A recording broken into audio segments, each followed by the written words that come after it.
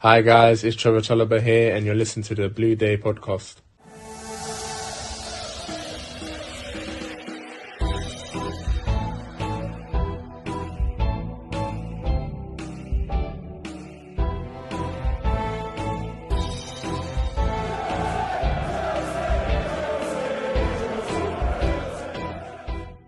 Welcome back, my friends, to the podcast that never ends. Yes, folks, this is the Blue Day podcast, and for Chelsea fans everywhere, every day is a blue day. I am your host, Keith Lawrence, and welcome back this week. He's ready to let loose on all things Chelsea. Here's Milan Lalkovic. Welcome back, Milan. How are things in paradise? Thank you, man. Thank you. It's been a while, isn't it? But yeah, all good here. All good here. Thank you. All good. Obviously, with you still being in Greece at the moment, you've obviously looked at Chelsea from afar. So we'll get cracking with it, because although this is obviously what we want to talk about, we discussed it quite at length on Sunday after the Bournemouth game. Yeah. 5 points from 5 games, one win in those 5 games. New season, we've got a new manager. Seems to be the same old problems from last season. Where do you stand on this situation? Because I saw on Twitter/X, there's a lot of backlash, a lot of hoo-ha that even you saw and even you made sort of comments about after the game and even during the game about certain individuals. Where do you stand on it? Because there's a few people are now starting to maybe panic just a little bit, and we're not even in October yet. So what's your stance on how Chelsea are doing so far this season? Obviously, 5 points from 5 games is not great, is it? But I think people should not panic, but they definitely should be disappointed with the way what's going on the pitch at the moment. We don't look like we dominate the games. I know I saw the stats and people talk about stats recently that we create most chances and that, but it just doesn't look on the eye. Do you know what I mean? Like we are hurting the opposition, even though we do create chances that if they were scored, but we don't play if. Do you know what I mean? We can we're gonna be speaking like that until the end of the season when the points there's not gonna be any more points to play for. So it's difficult. There's always some pluses, but more minuses until now. But yeah, don't panic, but be disappointed. Definitely for the fans. I am. That's how I look at it anyway. If last season didn't happen, I don't think there would be such a hoo-ha about this start to the season now. I think because of how bad it was last season, with the way that even whether it was the club being operated, boardroom downwards, whether it was the players not performing to their standards, whether it was the different managers, because bearing in mind there was a number of changes in the dugout last season, there just seems to be no positivity in terms of results and performances. And when you look at players that have come in, we've spent a hell of a lot of money. I know people do keep harping on at that, and I for one have, in terms of the resulting factor, in terms of what are we getting with the money spent? Are we getting a club where we're going to produce players that are going to be sold for profit? Or are we just going to get results first? This is something that I think the club need to address before it's too late, because at the moment, Chelsea fans at the end of the game against Bournemouth, some of them were booing. Now, I heard contrary reports from individuals that were there. Some said that there was hardly any booing. Others said that there was booing, but there was booing towards the team, not certain players, because there was a couple of social media handles, again on Twitter on Sunday, that said that fans were booing Chilwell. That was nonsense. That turned out to be nonsense. So I think that there is a little bit of discontent amongst the Chelsea fan base, and the quicker the wins pick up, the quicker players start performing to their standards that we've seen either from international or from their previous clubs, then the scourge of last season will have gone. And I just feel that it's because of last season, because of how bad it was and how shite it was, people are putting two and two together and coming up with this equation, bearing in mind how this season has started. The thing is, the pre-season was actually going quite well, so there was a lot of excitement. That's why. So suddenly, then obviously injury to Nkuku. Looks like it was looking like formation had to change, but it didn't. Chilwell just went one position higher because obviously Mudryk is not trusted yet from the manager. You can see why. Even though now he showed glimpses, he actually did okay. We spoke about this after the game. Did he do enough to start the next game? Probably not, but he probably can start. Do you know what I mean? It depends what manager sees for the next game against Villa. Yeah, but there was a lot of positivity in pre-season. Performances in pre-season were decent. It's pre-season, and just one guy, Nkuku, can't make that much change to the team or to expectations. You know what I mean? The club is definitely not the club that is gonna win now straight away with the buyings that they did. You saw the interview during the week. They had to put the age down, the average age of the sport down, and that's the way it went. So they did that, and now you need to get best out of the players you have there. That's it. That's it. He needs time. He has injuries, 12 injuries. Okay, a little bit of excuses, but now you've got Villa. What a game to bounce back to. Do you know what I mean? If you win that, a lot of positivity again. So hopefully that will be the case. But yeah, that is my view on it, to be honest. Are you concerned with the style of football that we're playing and players being playing in different positions? Because I've been to a couple of the games already this season. The Wimbledon one, I won't sort of put too much down to because there was changes and also it was a League Cup. But Liverpool, I thought we played really well in. The West Ham game, I thought we played the first half. We were outstanding. How we didn't come away with a win, I don't know. Even now against Bournemouth, first half was decent. Yeah. Could have been 1-0 up, do you know what I mean? And then the game changes. They open up a little bit, Bournemouth. We can hit them on the counter. And we had multiple counter attacks where the final ball wasn't great. Even the Cole Palmer chance, he passed to Sterling, sent him out wide. If he waited a little bit, that could have been completely different. And then Ibrahim obviously still did really well, cut him the ball back.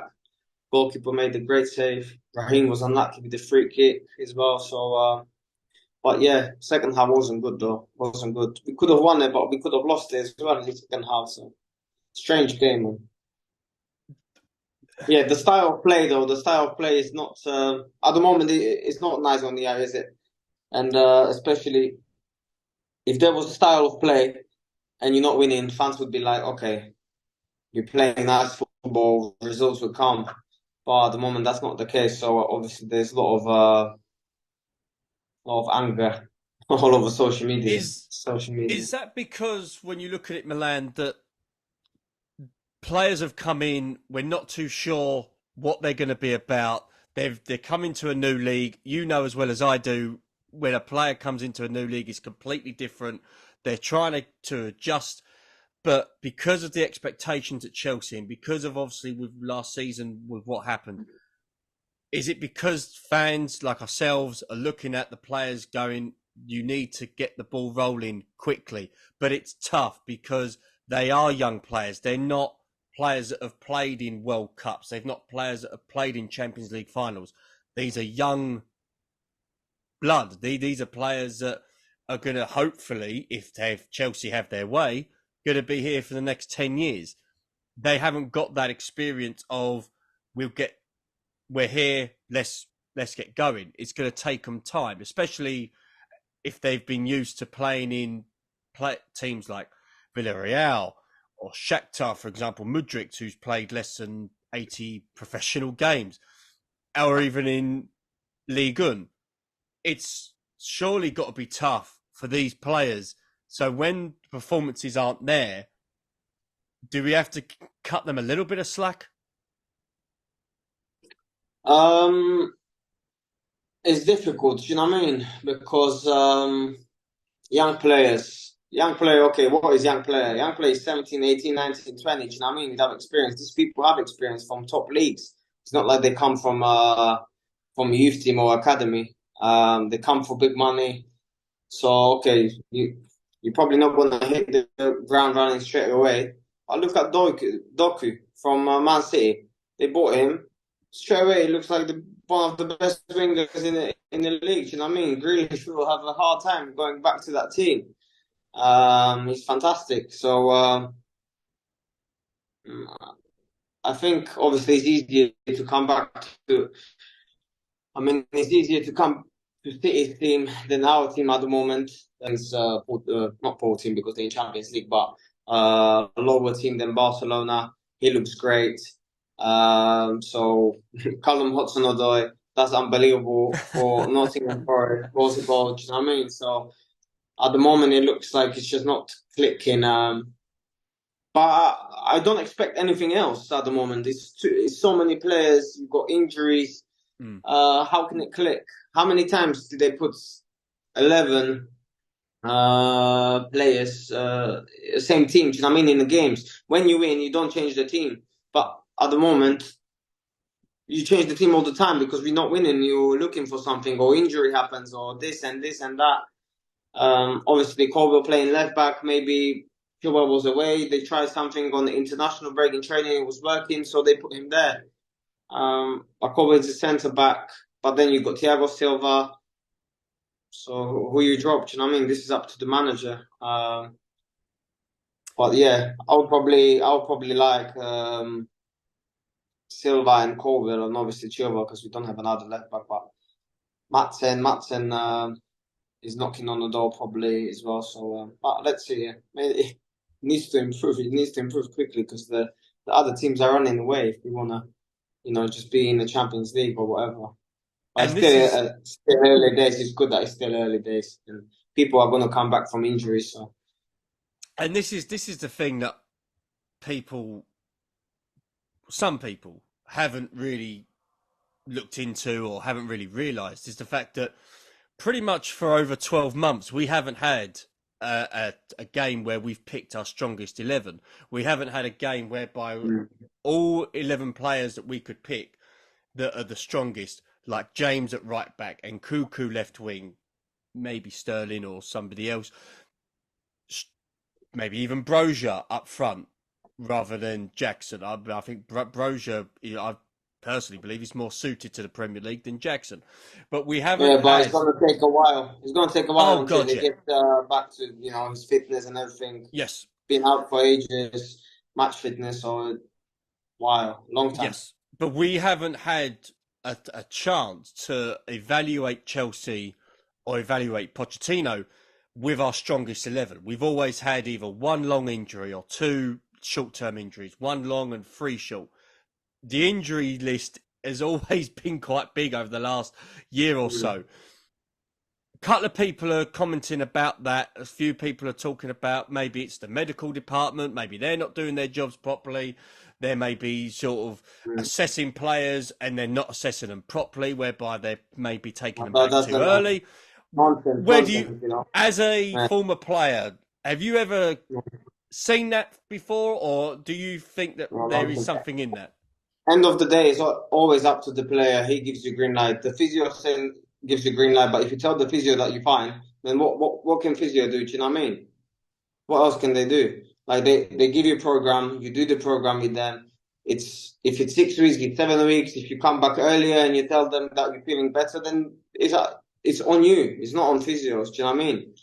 The care that they do there at Chelsea, the physios, is definitely not medical department.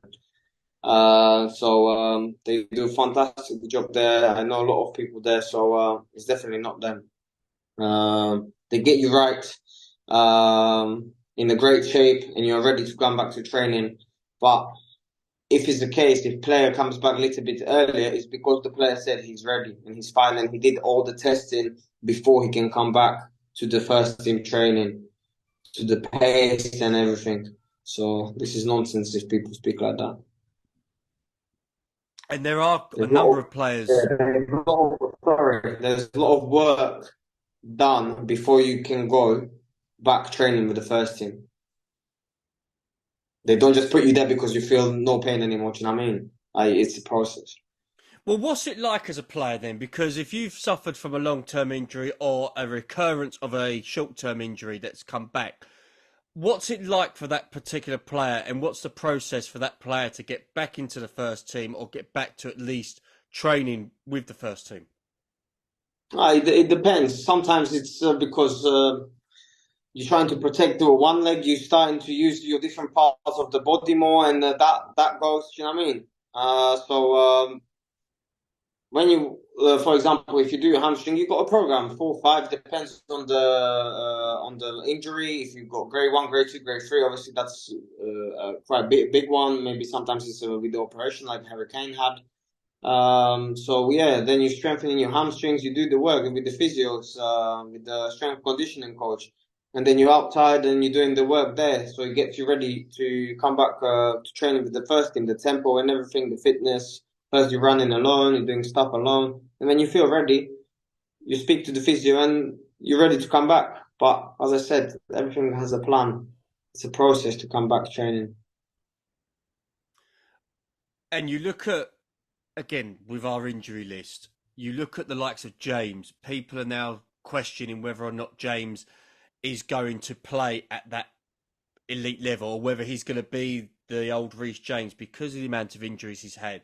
There's talks about him being linked with the likes of City and Real Madrid again.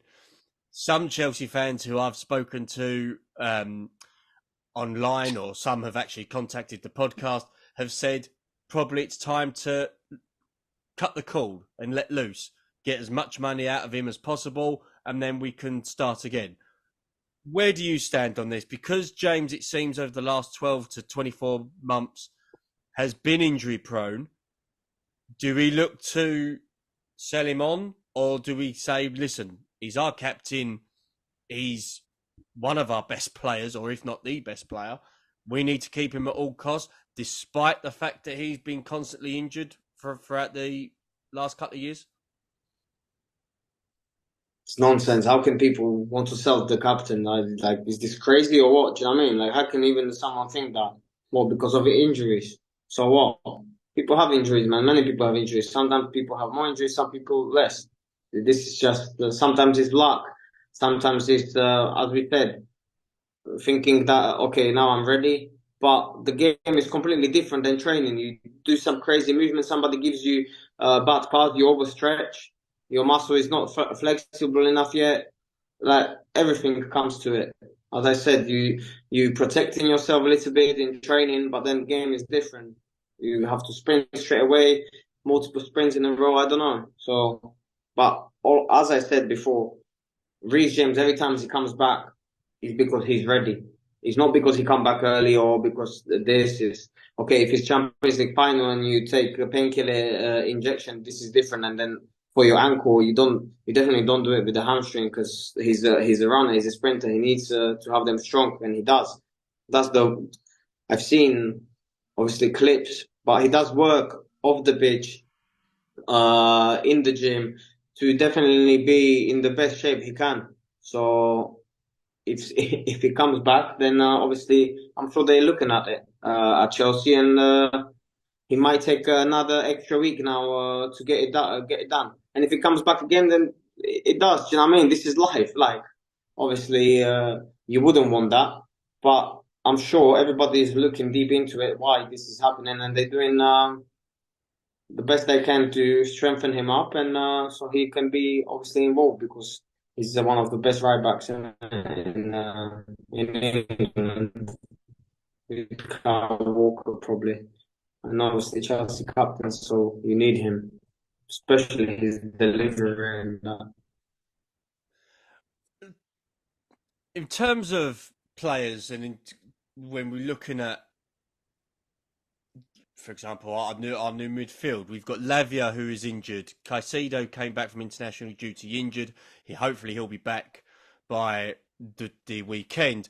You've got Enzo Fernandez, who seems to be playing in a more advanced role, but he's somebody that perhaps he doesn't look like, for me, doesn't look like somebody who's going to be scoring 10 to 15 goals a season. Where do you see in the midfield area that we can find the goals? Is it still from out wide? Because obviously when you was at Chelsea, we had the likes of Lampard, we had the likes of even Essien coming up with a couple of goals, or even Ballack. The last, say, proper number 10 we had, that, or a creative midfielder we had that would unlock defences and score goals, was Cesc Fabregas. We haven't really had that particular midfielder since. Yeah, but he was not 10. He was deep line playmaker. No, but Fabregas is deep line playmaker. He was more of an 8, wasn't he? But in terms of some a midfielder that can come up from deep to score goals, do you feel that Enzo is that particular player, or do you feel that that's another area that we need to strengthen on, even though we've spent a hell of a lot of money to try and strengthen the squad? I think it's more Gallagher. Do you know what I mean? He's been scoring on loan, and he's that type of player, box to box. Enzo is deep line playmaker for me, and Cancelo is the one who is ball winning midfielder. So, but then you need to find the balance. Cole Palmer probably number 10 with Sterling on the right, Mudryk on the left, or however you want to put them. When Nkunku comes back, that's another option. So I'm definitely thinking another striker will come, probably in the number 10 position as well, a player. But midfield is packed. I think that's fine when everybody is back as well. Defense is maybe overpacked. So yeah, there's still imbalance in the squad. Imbalance, sorry, in the squad. So yeah, that'll be probably fixed in January. One small thing that came to light yesterday that caught my interest, and this is when I was speaking to a couple of Arsenal supporters. It must be a dry spell in the press, because they obviously, it's the silly rumours come up now, and there's obviously transfer speculation. There was talk yesterday, don't know whether you've seen it, Milan, on the socials, but Chelsea apparently linked with Aaron Ramsdale from Arsenal, all because of the incident against Everton on Sunday. All of a sudden now he's now been linked with a move away. Obviously, because of the way we are at the moment, we're linked with him. Do you think that this is a genuine interest, or do you just think it's somebody pie in the sky thinking, again, putting 2 and 2 together and coming up with 80? Yeah, who knows? Obviously, Chelsea is well known to looking for a keeper. I think the Porto keeper is the one that we should probably get. But then Sanchez was really good the other day. Sanchez, I thought, played well against Bournemouth, yeah. Yeah, but he wasn't so good the other games, you know what I mean? So the other guy needs to get a chance as well, the Serbian. He looks quite decent as well, obviously, from the clips I've seen. But obviously, until he gets the chance, we won't know. But Ramsdale, I think, obviously, is it's his Arsenal keeper. And I think that's just, obviously, with what happened, the madness going on in the paper. Now, with the 5 games played, or including the Wimbledon one, we have to point that out. So, in terms of the players that have come in, or players that look to be in Poch's good books, which players for you have been impressive, and which players would you say needs to step up a little bit, or perhaps have disappointed you a little bit so far this season? I want to be positive only. So Sterling has been really bright in a few games. Okay, now he nearly scored as well with the free kick, snatched that one chance, but he's been bright and back to what we saw at Man City. So if he keeps carrying on with that, then the goals will come for sure, and assists for him as well. And then other players will grow with the confidence as well, because that's what happens, obviously, with wins. Okay, I'm going to say disappointed still with Mudryk, but he did okay against Bournemouth. So if he gets the chance against Villa, even if he's coming on, just make an impact. You know what I mean? 10, 15, 20 minutes. That's how you earn another minutes in the next game. And the manager, if you come on and you do nothing, of course you're not going to come on next game, because you didn't change the game. You didn't do anything. Manager is putting you there to make an impact. So if you don't make an impact, someone else needs to get a chance. Or probably will. Do you know what I mean? Like people say, oh, he needs games, he needs games. No, he doesn't need games. He needs games if he deserves the games. That's it. It's done. It's as simple as that. You don't just put someone in because they need games. No, it doesn't work like that. Doesn't work like that, I'm afraid. And who else? Conor Gallagher, really good, huh? Really good for first 5 games. Captain the other day, he's been really good. Unlucky with not scoring. I still Mudryk, he was passing to Colwill as well, so that wasn't a pass to Gallagher. It was when Mudryk made the chance. Actually, it was passing to Colwill, and Gallagher got into the good position. But still, at least on the stats, it looks like he made a good chance. So if he scored, that would be great. But yeah, him and just Connor and Sterling, to be honest, they've been good. Otherwise,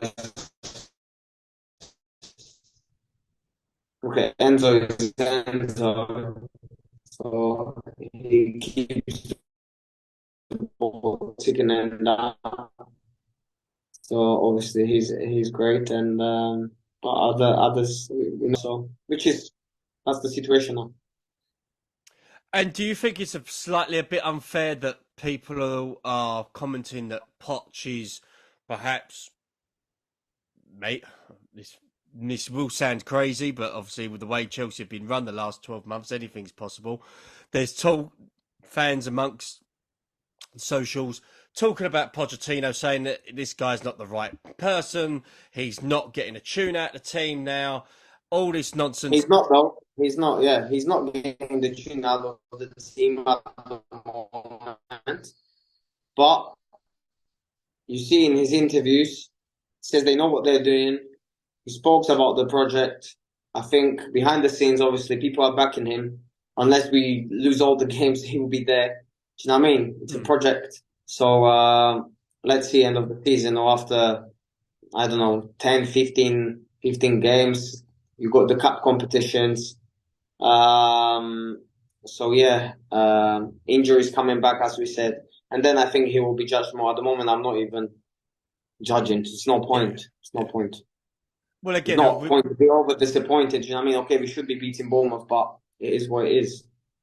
And we've already established that we can't really judge him yet because he's not had a full strength team to choose. He's not had all players to choose. Well, it's still imbalanced. You know what I mean? So January, not the window. Okay, it's hard in January, but I think some people will leave. Maybe something comes up. Obviously, maybe striker, as we said. So who knows? Milan, before we finish, just want to sort of get your thoughts on the upcoming games that is coming up. We've got Aston Villa on Sunday that we've already sort of briefly mentioned. Very tough team. They've got some very good players, some quick players as well. So that'll be an interesting test. We then got Brighton in the EFL Cup. And then we've got Fulham on the 2nd of October away at Craven Cottage. We lost to them last time out. Last season with Willian scoring one of the goals. In them 3 games, what are you hoping, predicting? Where do you see perhaps Chelsea picking up the next win from out of those games or even further afield?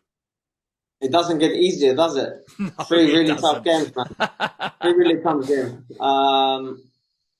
Obviously, I'm hoping to win all 3, yeah? Imagine that. Confidence would be high. Everybody would be speaking very positive because these 3 games, you can win all 3, but you can definitely lose all 3, especially with the way everything is going at the moment. But I hope we expect unexpected. And Brighton, difficult game.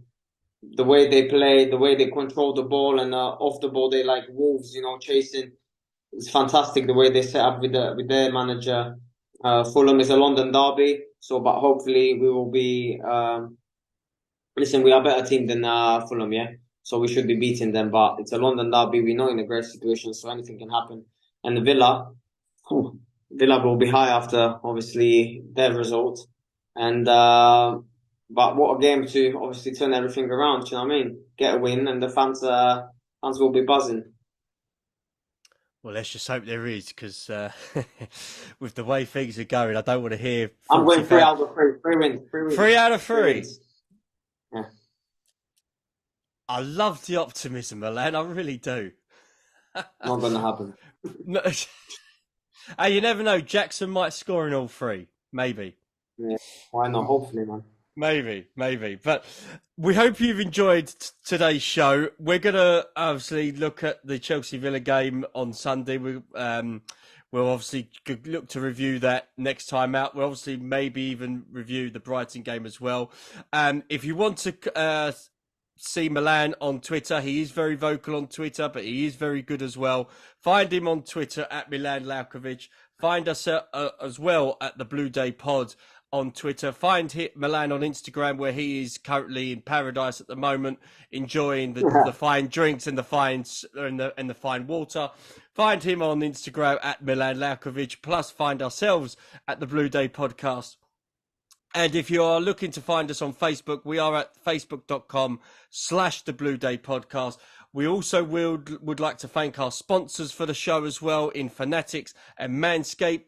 If you're looking to organise yourself in the male grooming department, find us on our socials and we will give you more information on these fantastic sponsors.